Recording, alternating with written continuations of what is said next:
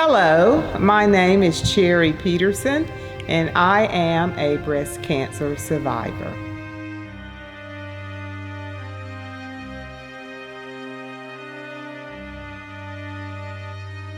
I was number 10 of 12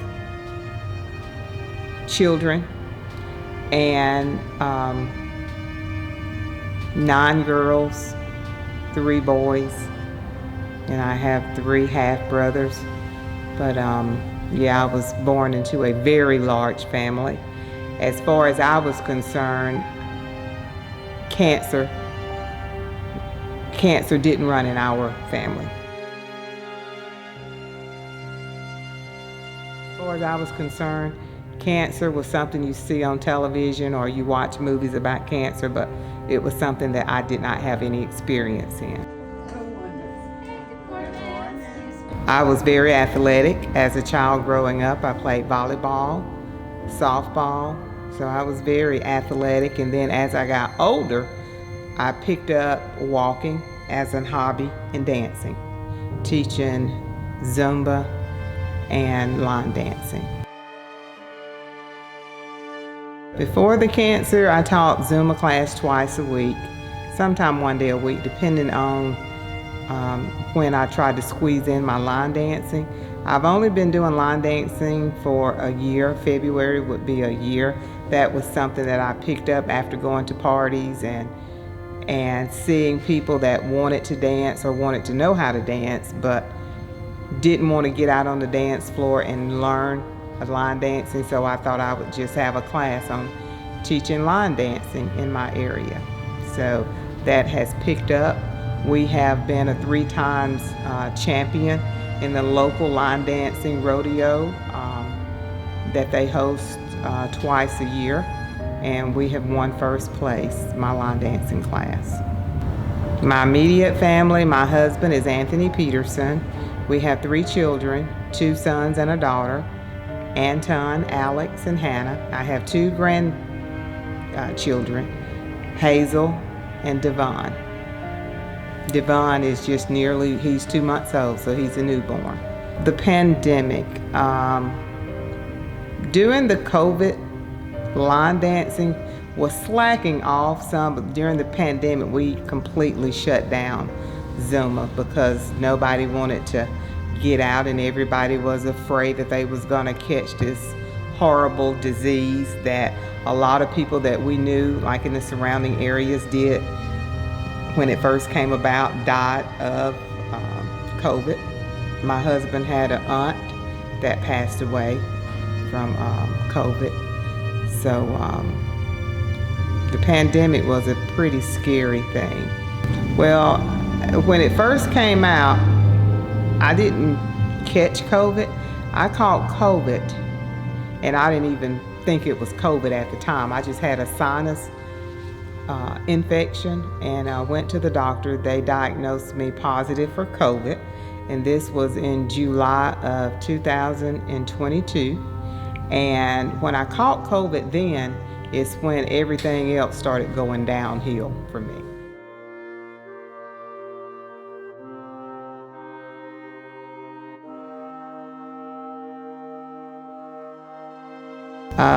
I got first vaccinated in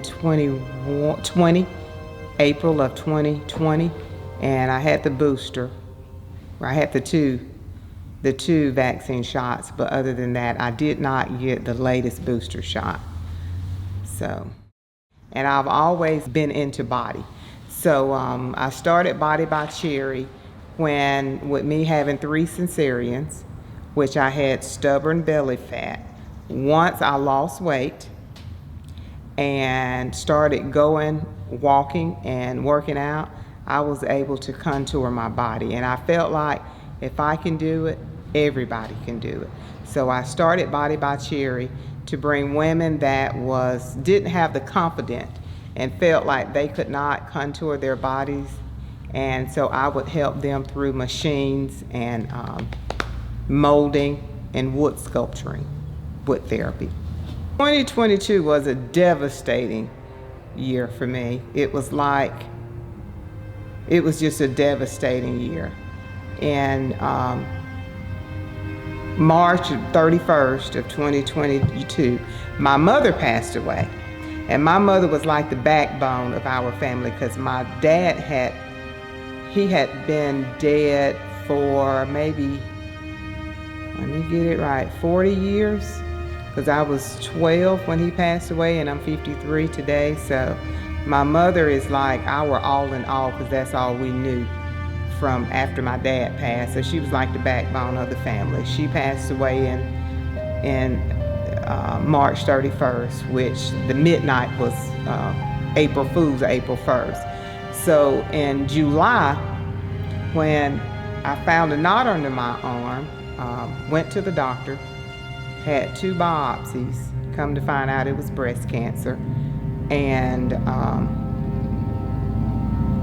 that was in July. Found the knot, had a biopsy done in October. November, 1st of November, it came back as breast cancer. It was triple negative, aggressive form of cancer that did not pick up on my mammograms, which I have a mammogram every year. And it did not pick up on my mammogram, so that's why they called it an aggressive type cancer. That was November the 1st. The second week in November, they announced that the place that I worked was closing. Lost my job. So the end of that year, I was going to not have insurance, have breast cancer. You need insurance for the doctors to even see you. So I had all these things kind of going on and still trying to get over the passing of my mother. Monday, I found out that I had breast cancer. Today is Thursday. They're doing the report. I had an MRI done on Tuesday. My chemo starts next Wednesday, the 17th. And I'm just ready for it to all be over with. Still hyped and motivated. Chemo started immediately. And so I really didn't have time to decide what type of treatment. I just took the doctor as whatever you suggest or recommend, that's what I'm going with.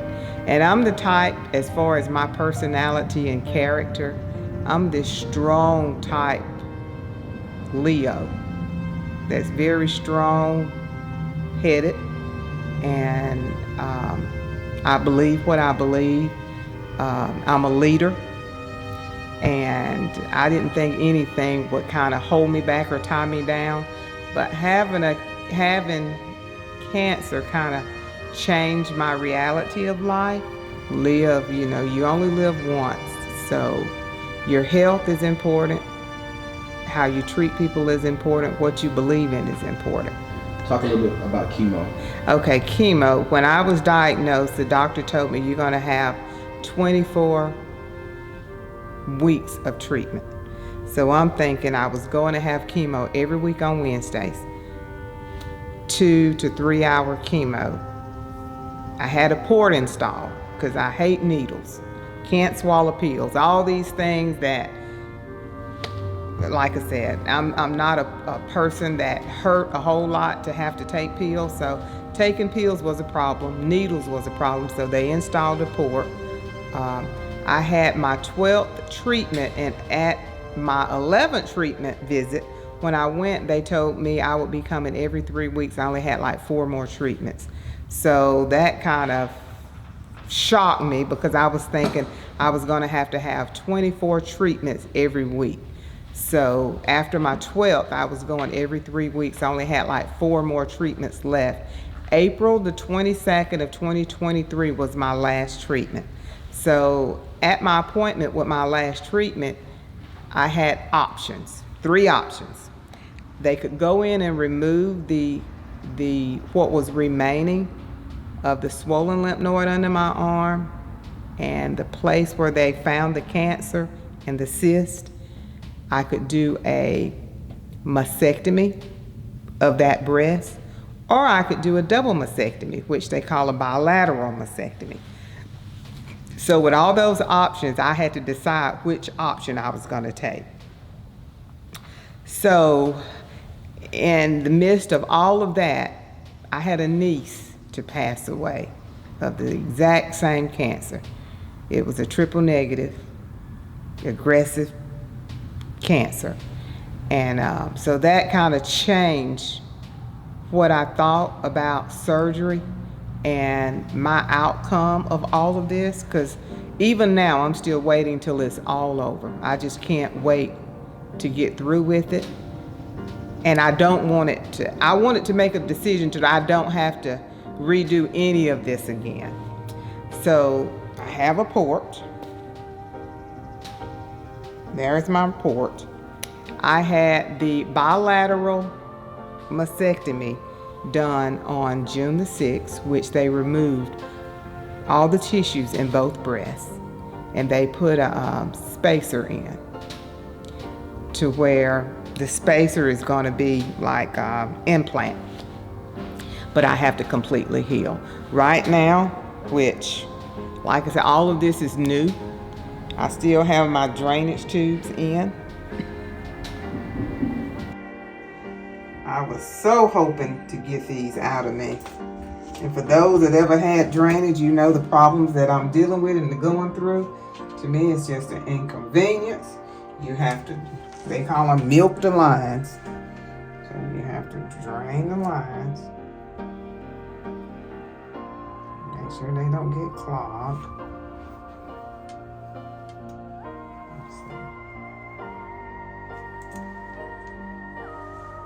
Let's see how it does. This is the left side. My measuring cup for the left.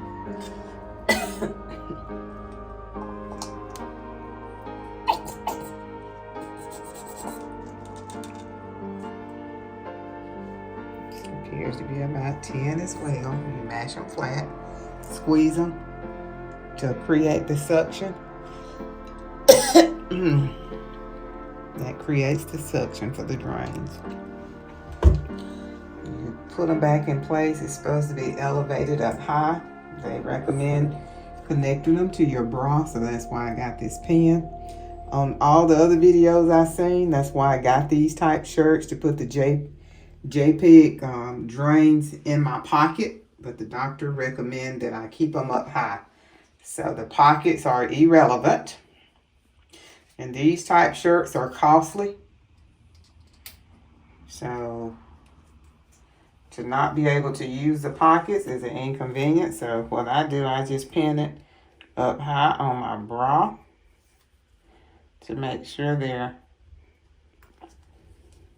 elevated up high. Put it up under my shirt. Close my shirt. I have to record the measurements. Okay, 10.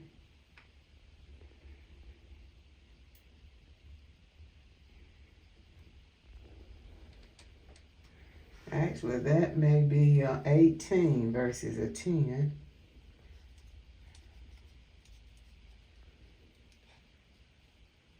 It's closer like to the 20 line. And it is day 9, I think, since my breast surgery. And like I said, my outlook of life has completely changed. And to me, I even find myself dressing different, and it's because, you know how they say you dress like you feel? But most of the time, I feel really good. The chemo didn't make me sick. I wasn't nauseated. The only thing that I kind of felt that was uncomfortable for me is constipation, the hot sweats, and that was pretty much it, and activating the port. But other than that, I was able to still teach dance class throughout the entire treatment of chemo and work. So it didn't make me sick like most patients. I did gain about 20 pounds, which that's something that I despise, but the doctor tells me that I need to put on weight to make sure I'm healthy so I can fight off the things that they was doing to my body. so my body could rebuild back with healthy cells. So right now, even though I still try to watch what I eat because I still don't want to gain weight, but weight right now is necessary for my treatments.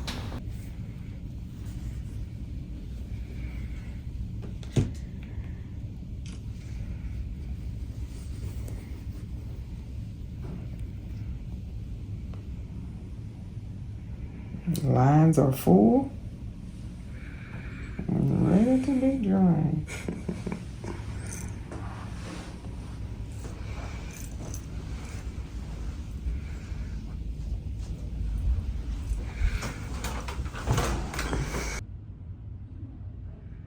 Okay, anybody that's struggling with on a decision, say you've been diagnosed with breast cancer.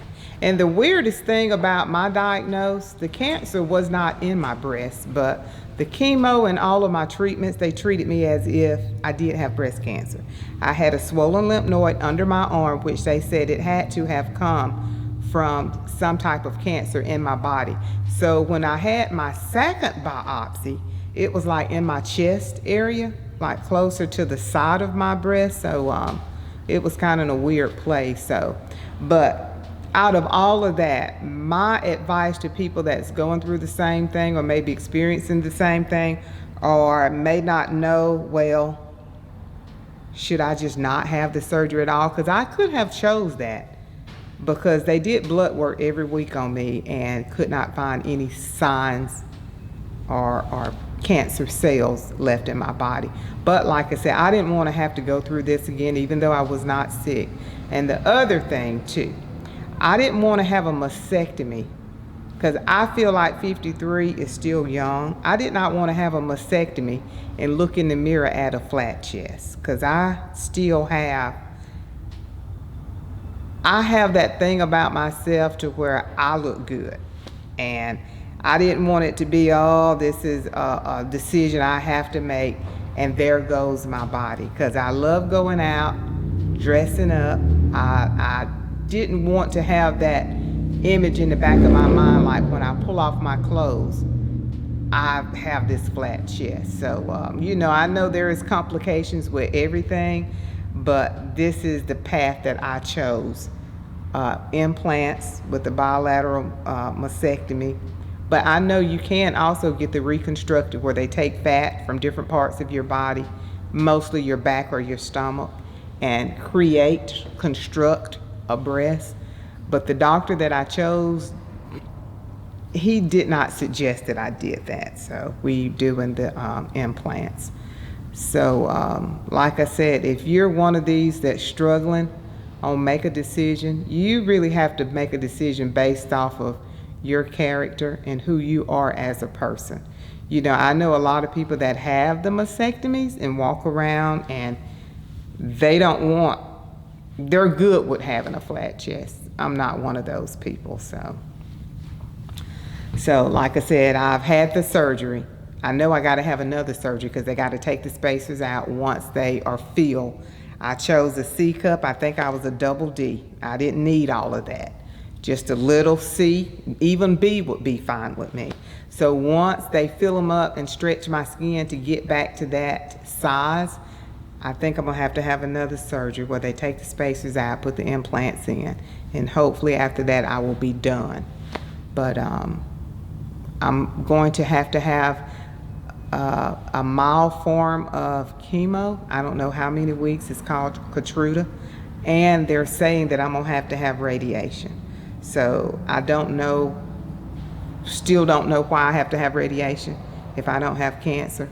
I guess they're just doing that as a countermeasures and making sure that it's gone. But like I said, I haven't scheduled an appointment yet for radiation. So hello, today is Wednesday. It's about lunchtime. I had a 9:45 doctor's appointment with Dr. Birkenstein, which is a plastic surgeon. And I'm gonna just give you an overall recap of my 2 doctor visits with Dr. Birkenstein and Dr. Fisher. Dr. Birkenstein is the plastic surgeon, which I just got my bandages off today. He left the port in due to the amount of drainage that's still draining. So hopefully I won't have much drainage today nor tomorrow. If that's the case, he'll remove the drains on Friday. If not, I'll have to wait till next Tuesday, which is, to me, is not, it doesn't hurt. It's just I try to be careful with the ports. But other than that, everything looked great. My scars and everything, he said everything looked good. With Dr. Fisher, the pathological report stated that they did not find any cancer. So that's very good. So I will have to go back and see my oncology, Dr. Bunley, which I do have to take another round of Keytruda, which I guess that's for after effect measurements. And she mentioned me having radiation, but I have not set up my radiation appointments yet. That's with a different doctor. So other than that, I think today's visit went well. And I will keep you posted as far as outcomes and everything that, because this is a long journey. I got to have another surgery. Once my expanders are inflated, they'll have to take those out and put silicone and do all that as far as reconstruction. So this is going to be a long journey for me, but at least I've gotten started, and I think I'm done with the bad part. Well, I say bad part, but with the hardest part of it. So now it's time for recovery. Stress can be a hinder on your health. So when you're worried and stressed about what you got to go through, the way I handle it was I'd rather go through the hardest thing first, and then I know the easiest is a breeze. So I'd rather tackle it head on. Like if I know I'm gonna have this surgery, come on, bring it, let's do it. I don't like to even watch videos to show me how they do the surgery because I have a very weak stomach. So I'd rather just be surprised. And so just have faith and put yourself around people that's going to be on your team and that's going to be praying partners with you and for you. So, and I think that's what helped me got through a lot of these weeks and months that I had to go through, is people that God has sent my way, that I've encamped myself around. And I know that without their prayers, I probably wouldn't have made it this far. I would say pain-free, but God has taken care of me. Thank you.